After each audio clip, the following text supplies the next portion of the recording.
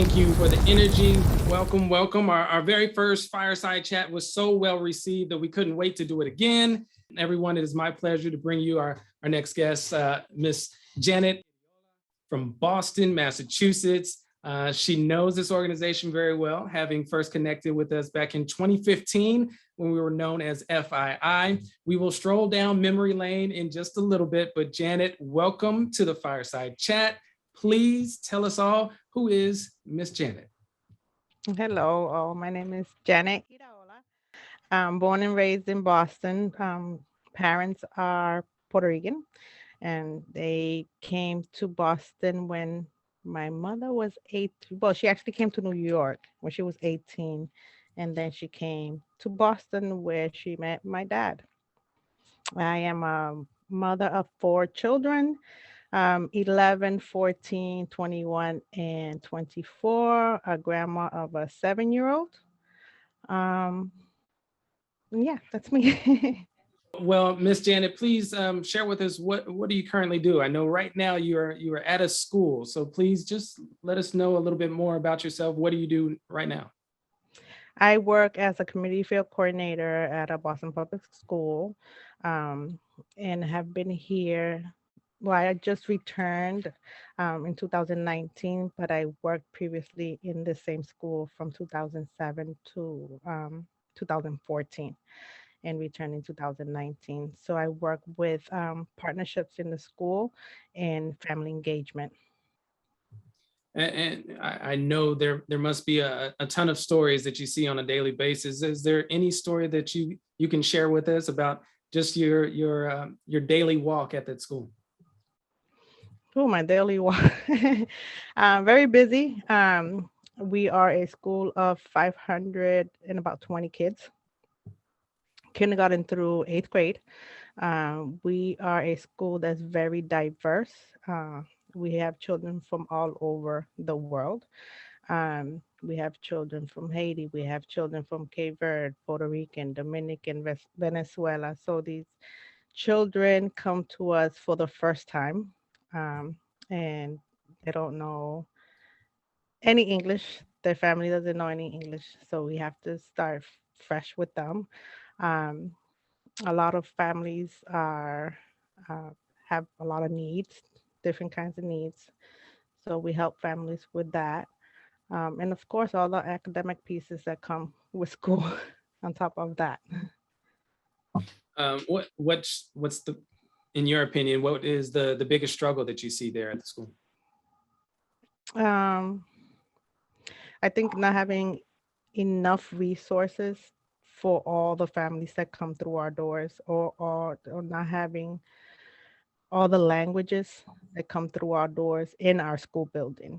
Um, they might be somewhere else, we can make a phone call somewhere and get the machine to translate or whatever, but we don't have the capacity to have a staff member that speaks every single language in our building. We're close to it, but we get so many different students, and we got a new. I've never heard even. I'm forgetting the place, but it's somewhere in Asia.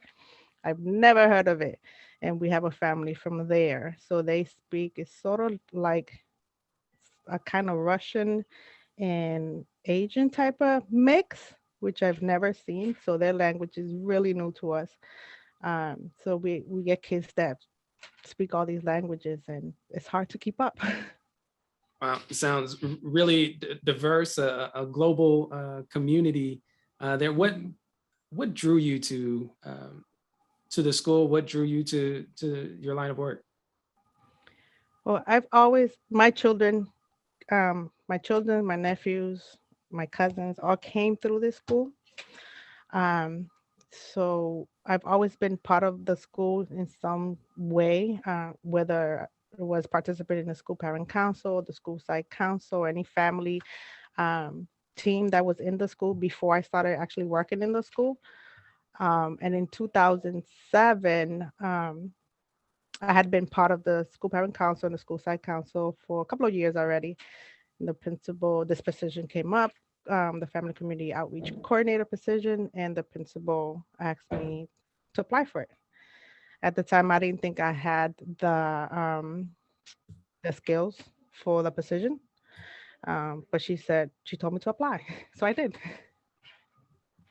Now, this isn't your first time working at the school, right? Can you fill us in No. on that timeline? Yeah, so from 2007 to 2014, I was a family community outreach coordinator. In 2014, all those positions were eliminated from the Boston Public Schools. Um, so in 2019, the school was able to get a community field coordinator position. Um, and the principal, two different principals, one before, and now this principal also reached out to me and asked me to apply for it, and I did, and I came back. Now, I'm looking at that timeline. You said 2014, and I know 2015 is when you were connected with UpTogether. Yeah. Can you talk just a little bit about that moment, that 2015 where you were just laid off? So in 2015, I began working. Actually, December 2014, I began working at Project Hope, um, which is a great, amazing agency. And I connected with a coworker there, and we started talking about different resources um, for women with children. And I was telling her about some of the ones that I knew, and she was telling me about some of the ones that she knew. And she mentioned back then it was FII. So I just hopped on it. Okay, and what did it do for you? What did it allow you to do? Well, we began meeting. We had to create a group. We did our group. We were meeting monthly, and then just started doing different events as a group and different things for the community. We put together bags for the homeless. We did trips with the kids and to like Franklin Park Zoo. We went to different places like that, um, and then we did different workshops for ourselves, financial management, some other type safety workshops. So we did work. We brought people in to teach us something new. So we did different things like that as a group. Why do you think it was important to bring people in and share that kind of knowledge? Because we didn't have it, we didn't know, and it was something that we all had in common and wanted to learn more about. And I think that's why our group did so well together because we all kind of had like the common goal, and all of us wanted to learn more about something. So we always talked, and we just figured, okay, let's use this opportunity to bring somebody in to teach us something so we can learn and pay it forward and teach someone else. I'm curious, how did you know where to go to get that kind of insight? Just people we knew. We asked around, friends, family members. One of the girls had a friend that was a police officer, so he came in and they got somebody to come in and talk. Somebody else knew somebody that knew somebody in finance. So we had, them. So it was just about connecting with people in the community. Okay. I will ask you a few more questions along those lines, but I want to get back to your family, because that was one thing that when you mentioned it, you lit up. A smile was all on your face, and I know in our conversation a little while ago you mentioned that. So share a little bit more about your family. So I have 3 boys and 1 girl. She's my 21-year-old. Um, she was actually born at home. My mother delivered her. So she's a special kid. Then my 3 boys. My 2 youngest are really into sports. So they play football, they play basketball, they played baseball, but they didn't really like it too much. But their main sports are football and basketball. My daughter is attending MCLA right now to be a teacher. She would like to be a special education teacher. Um, and my 24-year-old also works for the Boston Public Schools. How did they, just one question I like asking a lot of parents, just how How have your children changed you? Or I know you have a 21-year-old, but how has your life changed from when she was born to the way it is now? I think it's always been all, everything I do is for them. I want them to be open to talk to me about anything. I want them to be advocates for themselves, which my daughter's really good at. And I want them to know that they could do anything they want if they put their mind to it and focus. My 14-year-old actually wants to be an entrepreneur. He wants to have his own business. So he attends the Madison, and he's gonna pick the HVAC vocation because he really wants to get into that and potentially open his own business, which is great. He's only 14, so I hope he's still thinking that way at 18. Wow, that is impressive. What let's you are in Boston, and you mentioned that your kids play sports and you spend a lot of your time driving them to different sporting events. I will give you the opportunity to make a shameless plug for being a New England Patriots fan or a Boston Red Sox fan if you want to. My kids are all Patriots, my boys. Um, and basketball, Celtics all the way. Baseball, they're not really into. I like baseball, Red Sox, but the kids are not really into the Red Sox. But Celtics and Patriots all the way. There are a few people on this call who are probably cheering right now. I won't mention any names, Wandy. I imagine you can't look at your family without being hopeful for the future, right? So what are some things you personally are hoping for? I'm hoping for them to have their careers set. Um, they're able to meet the goals that they want to meet. Um, be respectful adults. Um, and one day have, their own family. I don't want too many grandkids, but they'll be good role models and good leaders in the community, in the families. I want them to be part of change. And do you think that that's something that can happen there in the Boston community? I think so. There are a lot of opportunities here in Boston. For example, the Madison Park High School has awesome programs for the kids to join there. They have the opportunity to get a certificate in a vocation. They can get the diploma, and they can also have college credits already by the time they graduate high school. So that's already um, a step up when they graduate that, Madison Park High. And with those three things, it'll put them in a different stage already. So I'm hoping that. And there's other programs. There's so many programs in Boston, so many resources. It's just crazy how many things are out there that could be free. Any training, there's a computer training through Per Scholars has a great training in computer technology, and it's free. So there's a lot of programs like that in the community of Boston. We just need more people to take advantage of and participate. But there is a lot in Boston. I'm glad you brought that up. What do you think is in the way or hindering people from taking advantage of some of those opportunities you just mentioned? I just think not knowing the program. Also, one of the things about Boston is that we have so many people from all over the world. Some people might be afraid to get into any of these programs because of documentation or whatever, things like that.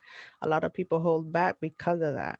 Because some programs do not ask for anything, but they don't know that. So I think that's a huge issue. Uh, would you have any advice for how to get over that fear? Don't know. I guess I'm like building relationship with actually the community, so people see your face, know who you are, trust you. Um, here when I speak to the families at the Hennigan, a lot of times they'll believe me because we have built that relationship. And they're like, okay, I'll go check it out because you told me, or that type of thing. That I think would work with these families, but it's hard for them to go to themselves because of fear. Um, I'd like to shift now to 2015 when you were connected with FII. Just can you talk about that relationship? I know now you are a valued member of the builders, and we really appreciate all of your feedback and all of your efforts there. And we will discuss that in just a moment. But just talk to us about what UpTogether meant to you back then. So I think it was just I liked it a lot because it was a group of strong women, and I just I like that when we come together, great things happen. So I think we got along great in all the things that we did, and we have fun, we laughed, and all that stuff. So I think it's just um, we built relationships, really good relationships, and we're still in touch. Actually, there's another group, one of my group members that's part of the Up Together Builders as well. Um, so we are women that like to be part of the community and like to be part of change. Um, and that's what I like to do. Why is that? Why is that the passion point for you? Because I guess we got to get prepared for our kids. They're our future. So I mean, we all as adults have our own childhood, and now as an adult, we think back if I would have had this, or if I could have had that, or something. I could have been better at this, or whatever the case may be. You think back to your childhood and you think about, oh, I wish I would have known back then all this stuff. So that's the way I see it. And I talk to my kids, my own kids, and my kids here, um, just like that. Like really, like I don't, I don't like sugarcoating stuff for them because I think that's just gonna fail for them. So I'd rather just be open and honest. And this is the real world stuff. You got to know this. And I always tell my kids to be open with me no matter what it is. I might kill you later, but be open with me and tell me because I am the only one that's going to be able to help you the way you need to get helped.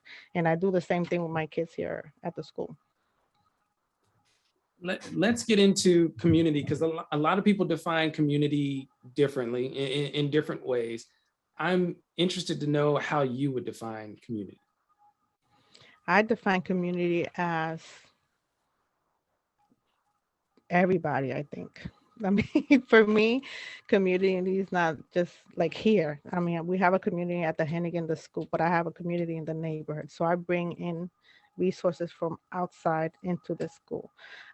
That's community for me, bringing things together um, for a common goal or something like that, like getting people together, getting ideas together, finding the same focus, people following the same focus, um, and making something of that.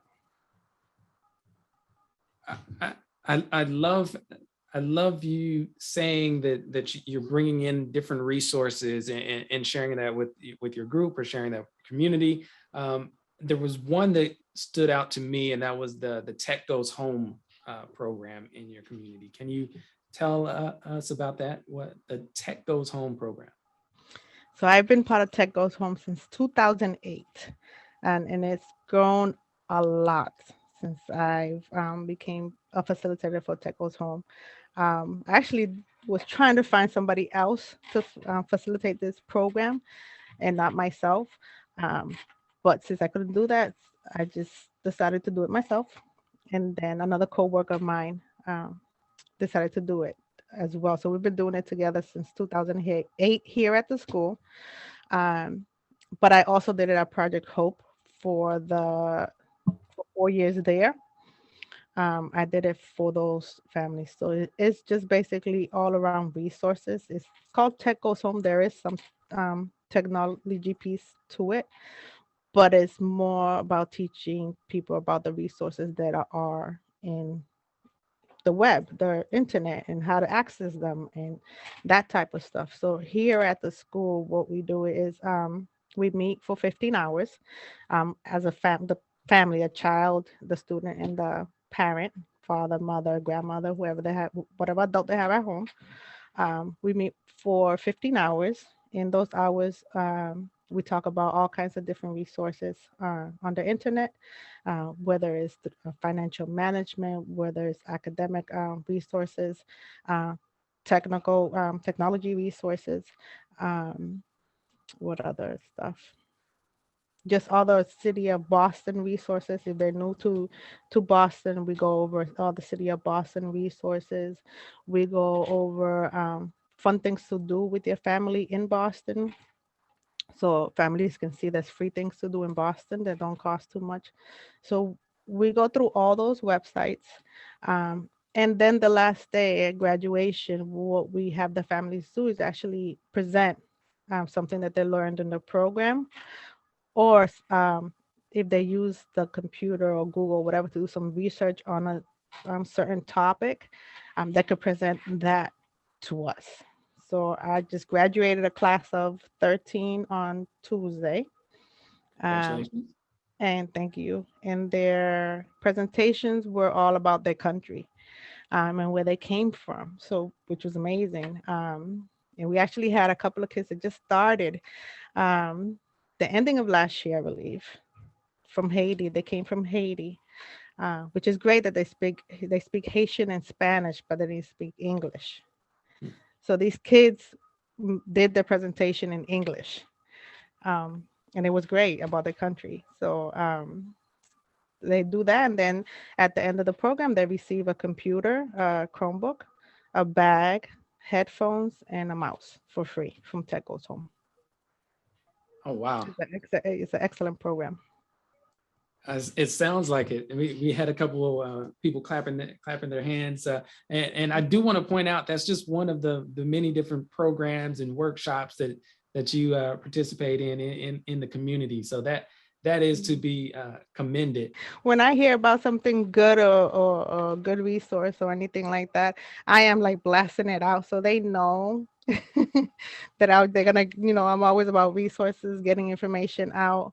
Um, so it's like I've been doing resources since, oh my God, for a long time, even before I came here to the Hennigan School. I worked for the Home for Little Wonders, and our department was, I forget what it was called back then, but it was all about finding resources for families. Um, so I think the people that have known me the longest will know that, you know, Janet's the one that has the resources. Ask her, So I don't think they'll be surprised. I'm always including my friends and my sisters and everybody into different programs and try this out, check this out, type of thing. Does anyone want to ask Miss Janet a question? I just want to hop in and say thank you. I saw you on the video. You were super excited and I loved it. So thank you. Thanks.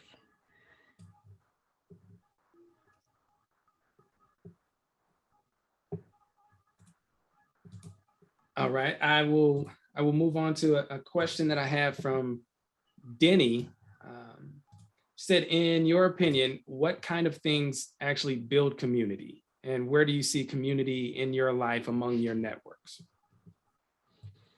I think it's like word of mouth, connections in the community, trust. Trust is very important to build community. And I think for me, I've been part of the Jamaica Plain community. I grew up in Jamaica Plain, and I work in Jamaica Plain. So Jamaica Plain is important to me, but also I live in South Boston, so I've been part of that community. And anything that has to do with family engagement, anything that involves the family, I like to be part of. So I've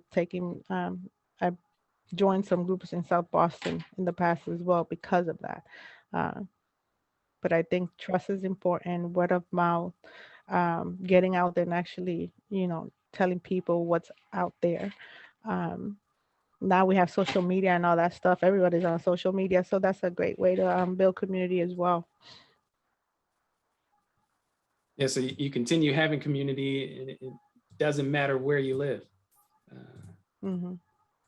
We've got a question from Bronwyn. A lot of UpTogether members are busy, hardworking moms. How might UpTogether best support members like you?